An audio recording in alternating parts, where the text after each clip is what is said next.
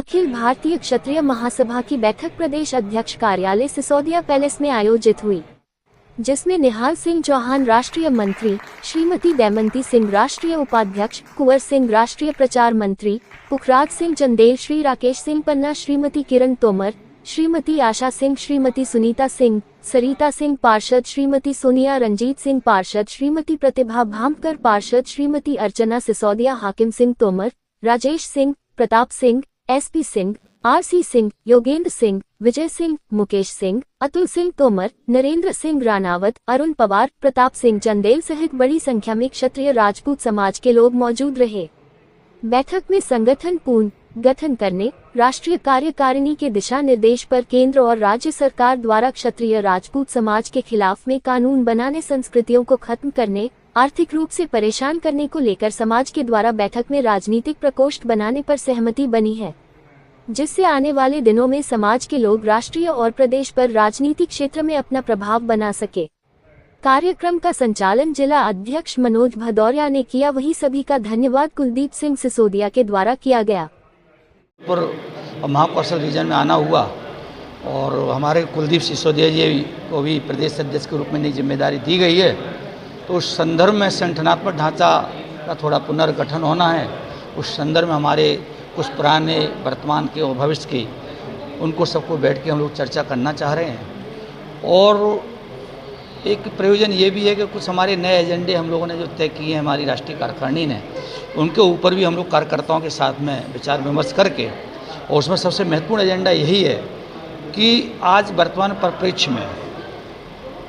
जो हमारी 3 सत्ताएं विराजमान है, उनमें से सबसे महत्वपूर्ण सत्ता होती है राजनीतिक सत्ता। तो आज हमारे क्षत्रिय और राजपूत जो सशक्त समाज था, उसकी आज जो सोची समझी रणनीति के तहत जो उनके साथ में कुठाराघात किया जा रहा है, उनकी संख्या कम की जा रही है, चाहे राष्ट्रीय स्तर की सत्ता हो, चाहे हमारे प्रदेश स्तर की सत्ता हो, चाहे नगर की सत्ता हो, तो उसमें हम लोग किस तरह अपनी रणनीति अपनाएं। क्योंकि राष्ट्र हमारा है, देश हमारा है, हम विरोध में नहीं जा सकते हैं, लेकिन ऐसी कौन सी रणनीति हो, इस पर हम लोग काम करें। लोकतंत्र है तो लोकतंत्र में राजनीतिक प्रकोष्ठ के गठन की हमने एक विचार विमर्श किया, उस पर हम पूरे देश से अपना राय ले रहे हैं और शीघ्र राजनीतिक प्रकोष्ठ का गठन करके अखिल भारतीय क्षत्रिय महासभा हम लोग ज़रूरत पड़ने पर हम अपना झंडा अपने डंडे के साथ में हम लोकसभा से लेकर और गांव की सरकार तक अपना एक प्रतिनिधि भेजेंगे, जिससे आज हमारी जो